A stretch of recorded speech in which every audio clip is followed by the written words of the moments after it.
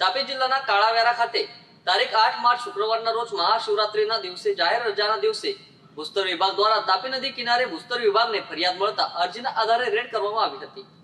Surat ફ્લાઇગર્સ squad અધિકારીઓના હિતેશ પટેલ અને વિજય વસાવા તેમજ વેરા ભૂસ્તર વિભાગના અંકિત પરમાર દ્વારા ટીમ બનાવીને કાળાવેરા હાથમાં ચેકિંગ ચાલુ કર્યું હતું, જેમાં મુદ્દામાં જપ્ત કરવામાં આવ્યો। વ્યારા તાલુકાના કાળાવ્યારા ખાતે ગિરીશ ઓળકોણ રેતી લીઝો પર એમનું નામ કેમ ચર્ચામાં રહ્યું છે। તાપી જિલ્લાના કાળાવ્યારા ખાતે ગતરોજ ભૂસ્તર વિભાગે તાપી નદીના પટમાંથી રેતી ખનનમાં ઉપયોગમાં લેવાતા 2 જેસીબી, 2 ટ્રકો અને 2 નાવડીને કબજે લેવાઈ હોવાની માહિતી મળી હતી। સ્થાનિકોની માંગ હતી કે અહીંથી સાધનો જપ્ત કરવામાં આવે તો અમે આત્મવિલોપન કરશું અને એની સંપૂર્ણ જવાબદારી વહીવટતંત્રની રહેશે, પરંતુ ક્યાંક ભૂસ્તર વિભાગ અને પોલીસનો કાફલો બનાવના સ્થળે પહોંચી જતા શાંતિપ્રિય સ્થાનિકોએ પોતાની માંગ પડતી મૂકી હતી।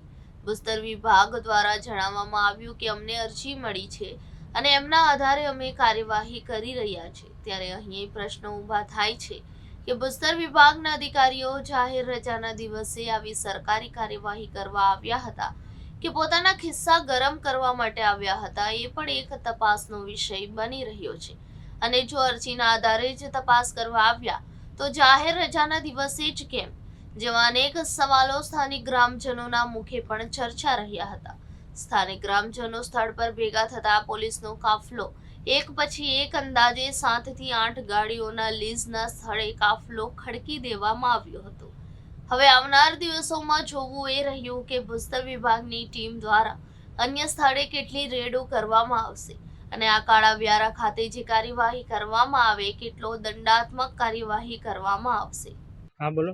आज रोज काळावियारा खाते શું કાર્યવાહી કરવામાં આવી? અમને ફરિયાદ આવેલી અમારા અધિકારીએ આપી ફ્લાઇંગ સ્ક્વોડ સુરત આવીએ તપાસ દરમિયાન બધું વિસ્તાર બંધ અને આ મશીનરીઓ જોવા મળેલી। હવે અમે જે પણ કાર્યવાહી કરીશું નિયમ અનુસાર આગળની કરી લેશું, એ અમારા અધિકારી સાહેબને નહીં રિપોર્ટ કરી લેશું। તાપી જિલ્લામાં કેટલી લીઝોને પરમિશન આપવામાં આવી છે અને આજ દિન સુધી શું શું કરવામાં આવી છે? એ સાહેબ તમારા ઓફિસે પૂછી લેવાનું। અત્યારે અમે જે ફરિયાદ આવી એ ફરિયાદના આધારે અમે અહીંયા આવેલા છીએ। આ ફરિયાદ લગભગ અઠવાડિયાથી અહીંયા કરે છે। અત્યારે લીઝો બંધ છે, કાળાવેરાની તમામ લીઝો બંધ છે, તો પણ આ ચાલુ દિવસ રાત ચાલુ રાખે છે, એટલે ફરીથી અમે આ ત્રીજી તપાસ છે। તો તાપી જિલ્લામાં કેટલી ફરિયાદો આવે છે અને શું શું કાર્યવાહી કરવામાં આવે છે? તાપીમાં જેટલી બી ફરિયાદો આવે છે ને એની કાર્યવાહી કરવામાં નિયમો અનુસાર જે બી કાર્યવાહી થતી હોય છે ને થાય છે જ। સરકારશ્રીએ કેટલી ઊંડાઈ સુધી પરવાનગી આપેલી છે તે બી જાણવું પડે ને સાહેબ। એ બધા નિયમો અનુસાર તમારે જે બી હોય તે તમે ઓફિસથી જાણી લઈ શકો છો બધું।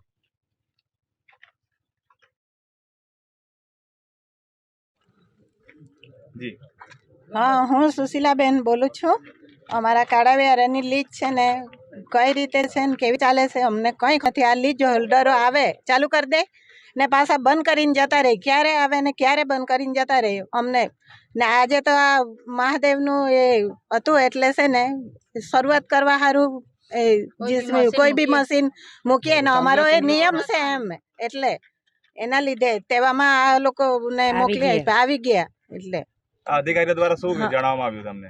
અધિકારી દ્વારા એ લોકોએ કીધું કે અમને મોકલવામાં આવેલા છે એમ અહીંયા લીજ હોલ્ડર તરફથી એમ। એટલે તમારું જે સાધન છે તે જપ્ત કરવાની વાત કરે છે? હા, એ જપ્ત કરવાની વાત કરે છે, પણ અમે સાધન નથી ઉઠાવવા દેવાના। હા, કેમ કે અમે ચોરી કરી જ નથી, લીજ હોલ્ડર જ ચોરી કરતા છે। આજ સુધી આટલી બધી ચોરી થયેલી છે, કાં છે ને તે જગ્યા એક વખત એ લોકો એ કરે પછી અમે લઈ જવા દે। ને ભૂસ્તર વિભાગ સર્ચ ઓપરેશનમાં આવે તો એ લોકોનો હદ વિસ્તાર કેટલી જગ્યા છે તે તો જોતા નથી, ફક્ત ને ફક્ત નાવડી સામાન્ય માણસને ટાર્ગેટ કરવાનું। હવે ગિરીશભાઈ મોકલાય તો ગિરીશભાઈ ને ખબર છે મારો વિસ્તાર કયો છે તે તો ખબર ને, તો એ તો આખું જ ચલાવતા જ હતા ને એ। હા, તો એને ક્યાં ગામના સ્થાનિક માણસોને હેરાન કરવાનું ને આ વિસ્તાર તો એને ખબર જ છે। આ લીજ પાસ નહીં થયેલી તો એ તો પહેલા ચલાવીને જતા રહે, ચોરી કરી જ ગયેલો છે, ચોર તો એ જ છે। હા, એ બહારથી આવે ને ચોર એ જ છે। એ અમને 4.5 લાખ રૂપિયા ગિરીશભાઈ પોતે લાવીને 4.5 લાખ રૂપિયા અમને દંડ ભરાવેલો, એમ કરેલો એને આ 2 વર્ષ પહેલા। ને અમારે ને કાલાવાલા કરેલું એને ગિરીશભાઈ ને નહીં માનેલા ખાલી ગાડી હતી તો એમ નહીં એટલે માનેલા અમારા રોજીરોટીના સાધન ઉચકતા પહેલા સરકારે રોજીરોટી અમારો આપવાની એમ અમારી કે. લાસ્ટ